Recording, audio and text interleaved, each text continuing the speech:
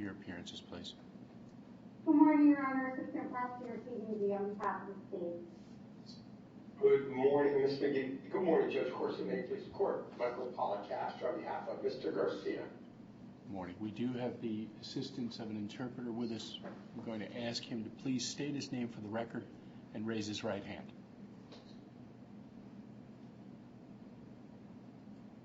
Santino Mattia, M-A-T-T-I-A, AOC approved Spanish interpreter. Sir, do you hereby declare or affirm that you'll interpret accurately and impartially, follow all guidelines for court interpreting that are binding upon you, and discharge all of the solemn duties and obligations of an official court interpreter?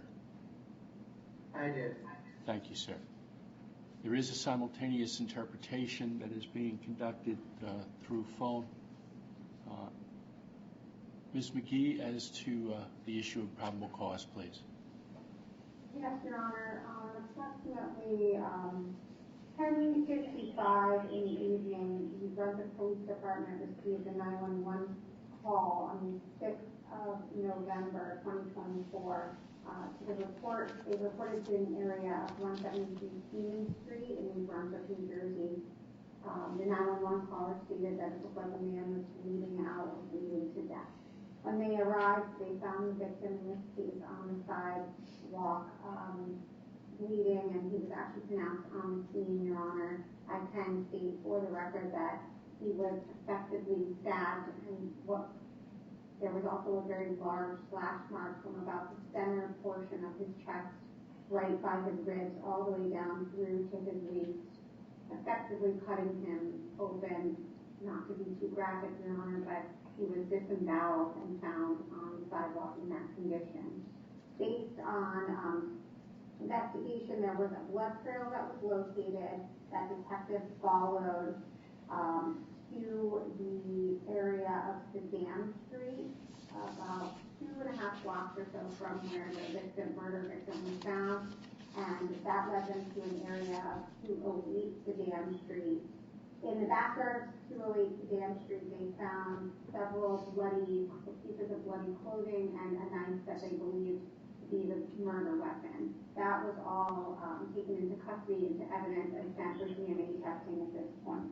Additionally, they also pulled several cameras, one of which, and took statements, Your Honor. The surveillance cameras show both Mr. Eustaquio Garcia Cuxum and his co-defendant, in this case, Lorenzo Roman Tecu, entering a liquor store to purchase beer. They entered this liquor store and then they began to walk home towards this area at 208 Sedan Street. It was later learned through witness statements that Lorenzo Roman Tecu lives and resides at 210 Sedan and used to live at 208 Sedan Street and hung out there and had been seen drinking in the backyard of that area near where the bloody clothing and murder weapon were located. On that video surveillance, Mr. Garcia Cuxum and Mr. Tecu are seen in very distinctive clothing, and they are then seen to get in an altercation with the victim in this case.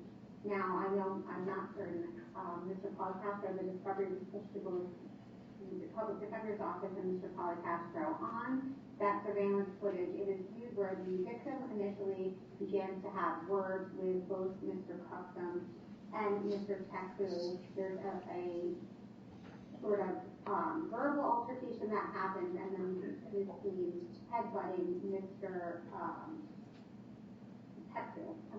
Cuxum, I apologize. And after that, there is then a physical altercation where Mr. Cuxum and Mr.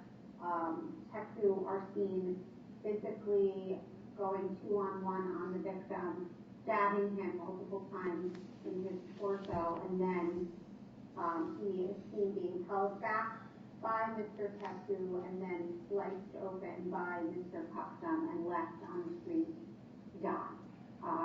Those are the basic facts, Your Honor, at this point. Additionally, there are witness statements in which Mr. Cuxum admitted to stabbing the victim to two different third-party individuals who provided statements to the police.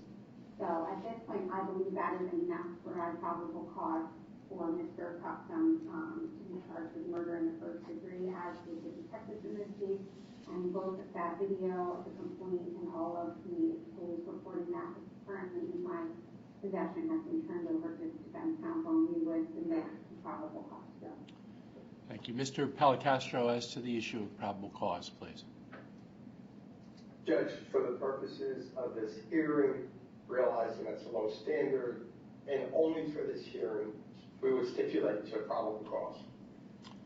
The court finds the state's proffer to be sufficient. I'll note the stipulation of the defense. State, as to the issue of release, please, or excuse me. Given the charges in this case, it's a burden shift case. Mr. Palacastro, your position as to the release. Judge, I know that my client is 19 years of age. He's been in this country for about 3 years. He does have ties to the community. He has a brother. He has a sister here. Judge, after you could release him on strict level 3 home detention. We could make his sister, who's actually in my office watching this on Zoom, a custodian of him. We'd also be willing to have him wear an ankle monitoring bracelet. We would pay the cost for that. And any other condition that Your Honor saw fit so that he could be released and help me to resolve this case. Thank you. Thank you. Ms. McGee, as to the issue of release. Thank you, Judge. With all due respect to Mr. Palacastro, I don't believe that he has met the standard for the burden shift. Mr. Cuxum is charged with first-degree murder. It is the state's position that no combination of conditions placed on Mr. Cuxum could make him not a danger to the community at large.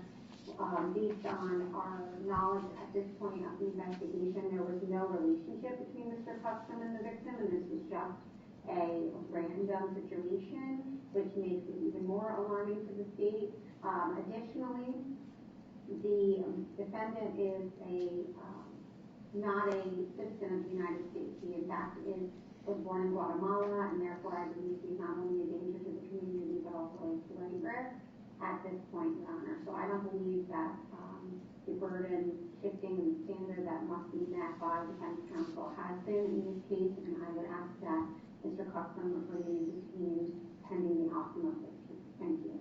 Thank you.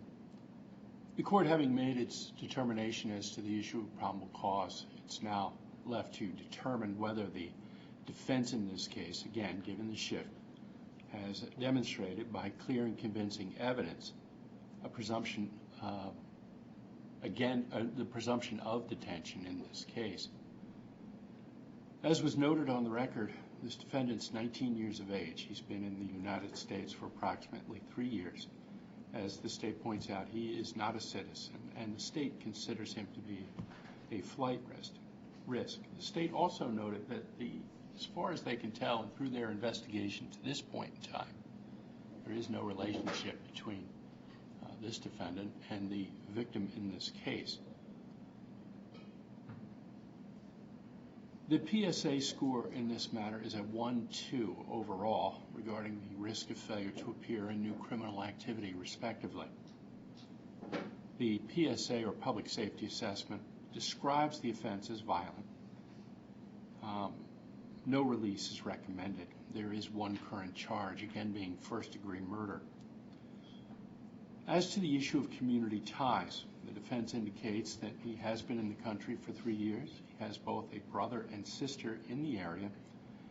His sister is apparently with defense counsel right now and is willing to take him in at her home. I have no additional information at this point as required by the Attorney General guideline, but I do note that defense counsel has also submitted that they would be willing to accept an ankle monitor for purposes of this case and going forward.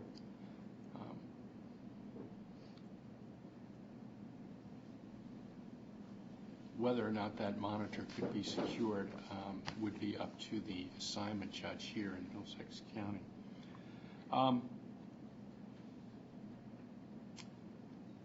As to the issue of community safety, the court considers the totality of the circumstances here as related on the record. I also look to the PSA score and consider it, which is a 2.6 regarding a risk of new criminal activity. It is a factor that is often considered and is required to be considered by judges in making a determination in this case, but it is just a factor, and it is not always reflective of the totality of the circumstances presented. I also consider the characterization of the offense by the public safety assessment as being violent, and I consider further the no release recommendation. As to assuring the defendant's appearance in court, I consider again the PSA score of a 1.6 regarding a risk of failure to appear. And as to the issue of obstruction or attempting to obstruct process, the court considers the, again, totality of the circumstances here in the commission of this alleged offense. It also considers the attempt to conceal the defendant from law enforcement.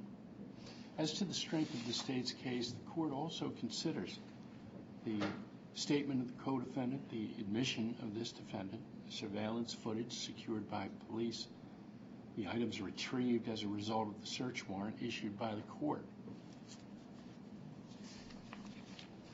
Given the circumstances presented, the court does not find that the defense has satisfied by clear and convincing evidence the presumption of detention in this case. The court is ordering the defendant to be detained pending trial in this matter. I'm advising him that he has 7 days with which to appeal this decision. I'm further advising him that his next appearance is before Judge Flynn on January 7th, 2025, and it is an in-person appearance. Thank you both. Thank you, Judge Corson. Thank you, Mr. McDade. I'll be in there, Mr. Garcia. Thank you, Your Honor. Thank you, Michael. Okay, thank you.